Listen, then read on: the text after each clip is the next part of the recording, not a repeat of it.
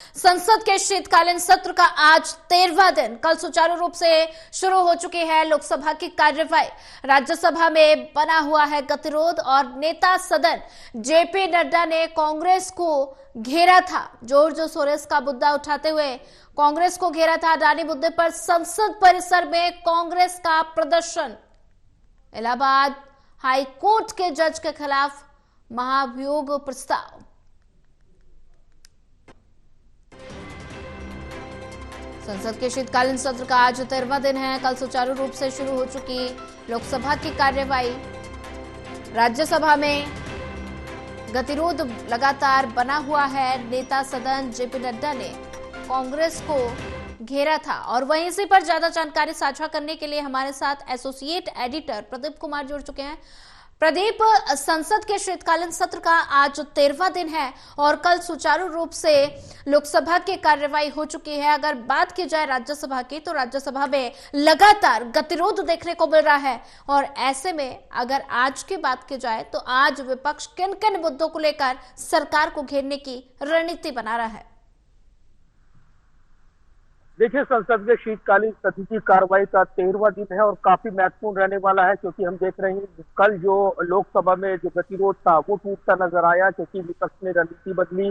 संसद परिसर में जो अडानी मुद्दे पर लगातार प्रदर्शन हो रहा है, आज भी ये प्रदर्शन जारी रखेगा विपक्ष, लेकिन शांतिपूर्ण तरीके से उन्होंने प्रदर्शन का रुख अख्तियार किया है। कल तिरंगे के साथ उन्होंने फूल के साथ यहाँ पर जो सत्ता पक्ष के सांसद हैं उनको ये देकर ये अपील की कि अडानी को देश को बेचने की अनुमति न मिले, या आरोप को लगाते रही हैं। तो इसी को आगे बढ़ाते हुए वो हर दिन हर रोज नया प्रदर्शन कर रही हैं। आज भी विपक्षी दलों की बैठक है जिसमें आज भी यूनिक प्रोटेस्ट करने को लेकर रणनीति तैयार होगी। इधर देखें तो जॉर्ज सोरेस मुद्दे को लेकर लगातार सत्ता पक्ष हमलावर है। कल नेता सदन राज्यसभा में जेपी नड्डा ने जोरदार हमला बोला और कांग्रेस को निशाने पर लिया और उसके बाद गतिरोध देखने को मिला है सदन के अंदर, जब राज्यसभा की कार्रवाई बाधित रही है और उसके बाद दिन भर के लिए कार्रवाई स्थगित कर दी गई। लेकिन इधर लोकसभा में रेलवे अमेंडमेंट बिल पर वो चर्चा हुई।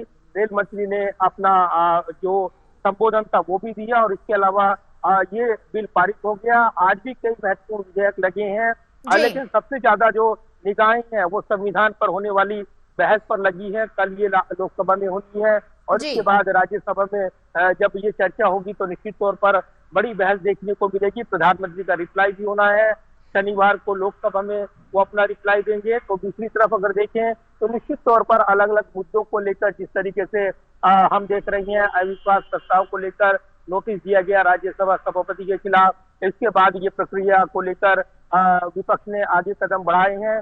एक और जज हैं जो इलाहाबाद हाई कोर्ट से जुड़े हैं, उनके खिलाफ भी यहाँ पर महाभियोग की तैयारी विपक्ष कर रहा है।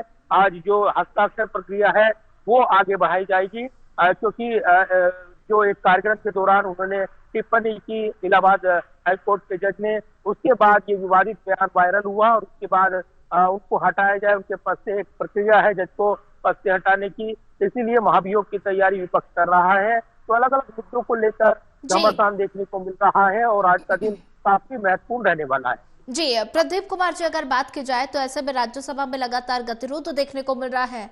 विपक्ष लगातार अडानी मुद्दे पर संसद परिसर में प्रदर्शन कर रहा है। उधर अगर सत्ता पक्ष की बात की जाए तो सत्ता पक्ष भी कांग्रेस पार्टी को लगातार घेरता हुआ नजर आ रहा है। अगर बात की जाए तो कांग्रेस संसद के बाहर और संसद के अंदर दोनों जगह प्रदर्शन कांग्रेस की तरफ से लगातार जारी है। तो ऐसे में क्या इस प्रदर्शन का असर आज लोकसभा की कार्रवाई पर देखने को मिलेगा?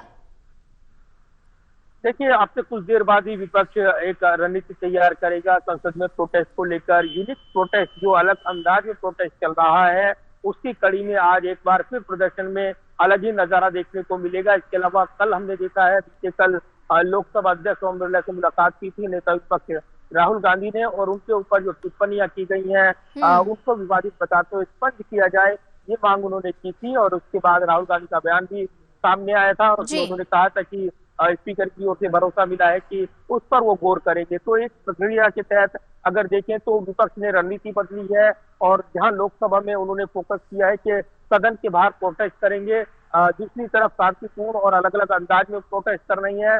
तो सदन के अंदर वो सरकार को घेरेंगे, यानी बहस में हिस्सा लेते हुए सवाल उठाएंगे, क्योंकि संविधान पर चर्चा होनी है।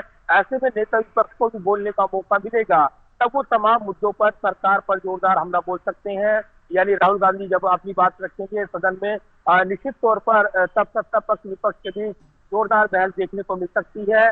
इधर राज्यसभा में जोर शोर इस मुद्दे पर हमने देखा है, बीते कल जोरदार हंगामा हुआ और आज क्या रणनीति रहेगी सत्ता पक्ष की ओर से इस मुद्दे को लेकर, इस पर नजरें रहने वाली है, क्योंकि महत्वपूर्ण इस हफ्ते की कार्रवाई के जो 2 दिन बचे हैं, शुक्रवार तक जो सदन असामान्य कामकाज के लिए होगा, लेकिन संविधान पर चर्चा के चलते शनिवार को भी सदन की कार्रवाई लोकसभा की चलेगी। तो ऐसे में अब निश्चित तौर पर काफी महत्वपूर्ण कार्रवाई जो आज होने वाली है, कई महत्वपूर्ण विधेयक जो लिस्ट में शामिल है उन पर चर्चा और बहस पारित होने के लिए वो लगाए गए हैं। तो निश्चित तौर पर सत्ता पक्ष और विपक्ष की रणनीति असली जो है वो सदन के अंदर जाहिर होगी और उस पर नजरें रहेंगी। 11 बजे सदन की कार्रवाई शुरू होगी। जी प्रदीप कुमार जी, ज्यादा जानकारी साझा करने के लिए आप